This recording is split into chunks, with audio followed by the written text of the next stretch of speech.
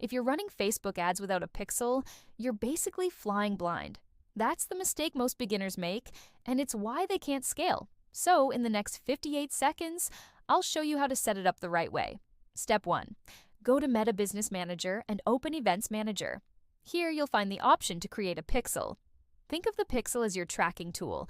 It tells Facebook what actions people take on your site. Step 2. Once you create your pixel, copy the code and install it on your website. If you're using Shopify, WordPress, or Wix, it's just a simple copy-paste. Step 3. Create a conversion event. This could be a purchase, a lead form submission, or even someone adding to cart. Events let Facebook optimize your ads for real business results, not just clicks. Here's the pro tip. Test your pixel with the Meta Pixel Helper Chrome extension. That way, you know it's firing correctly before you spend money on ads. And in part 3, I'll show you how to build your first custom audience so you can target the right people. So hit subscribe and follow so you don't miss it.